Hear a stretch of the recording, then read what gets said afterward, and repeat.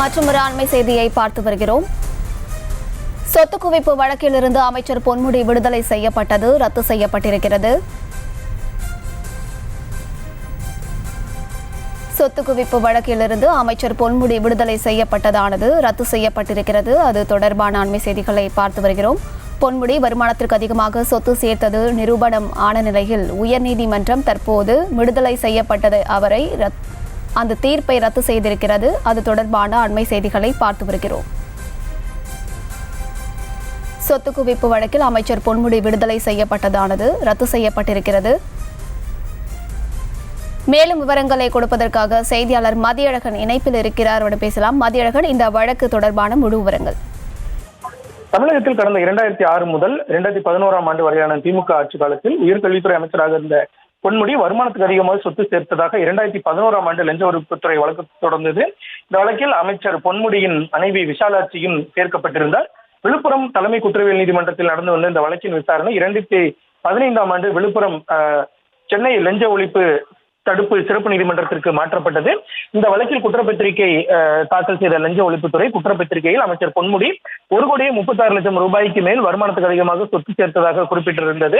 இதன் அடுத்து 39 சாட்சிகளிடம் விசாரணை நடத்தப்பட்டது. இந்த வழக்கில் கடந்த 2016ஆம் ஆண்டு ஏப்ரல் மாதம் தீர்ப்பளித்த சென்னை லஞ்ச ஒழிப்பு தடுப்பு சிறப்பு நீதிமன்ற நீதிபதி சுந்தரமூர்த்தி அமைச்சர் பொன்முடி மற்றும் அவரது மனைவி விசாலாட்சி ஆகியோரை விடுதலை செய்து தீர்ப்பளித்தார்.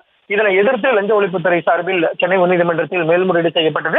இந்த வழக்கை விசாரித்த நீதிபதி ஜி ஜெயச்சந்திரன் இந்த வழக்கில் இன்றைய தினம் தீர்ப்பளித்திருக்கிறார். அதில் அமைச்சர் பொன்முடியை விடுதலை செய்த சிறப்பு நீதிமன்றத்தினுடைய உத்தரவு ரத்து செய்யப்படுவதாக தெரிவித்திருக்கிறார். தண்டனை விவரங்களை அறிவிப்பதற்காக வழக்கின் விசாரணை டிசம்பர் 21ஆம் தேதி காலை 10:30 மணிக்கு ஒத்திவைக்கப்பட்டிருக்கிறது.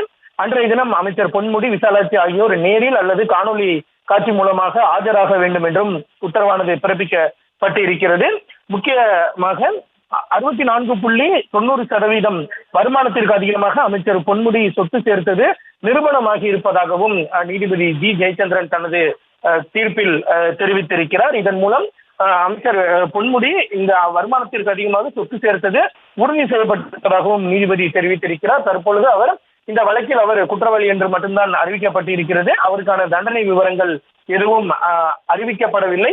என்ன தண்டனை விவரம் என்பது தொடர்பாக அறிவிப்பதற்காக வழக்கினுடைய விசாரணை வரும் 21ஆம் தேதி ஒத்திவைக்கப்பட்டு இருக்கிறது. அன்றைய தினம் காலை 10:30 மணிக்கு அமைச்சர் பொன்முடி மற்றும் அவரது மனைவி விசாலாட்சிக்கு என்ன மாதிரியான தண்டனை வழங்குவது என்பது தொடர்பாக விவரங்களை நீதிபதி ஜி ஜெயச்சந்திரன் அவர்கள் அறிவிக்க இருக்கிறார். எனவே தண்டனை விவரங்களை தெரிந்து கொள்வதற்காக அமைச்சர் பொன்முடி மற்றும் அவரது மனைவி ஆகியோர் நேரிலோ அல்லது காணொலி காட்சி வாயிலாகவோ ஆஜராக வேண்டும் என்றும் உயர்நீதிமன்றமானது உத்தரவிட்டு இருக்கிறது.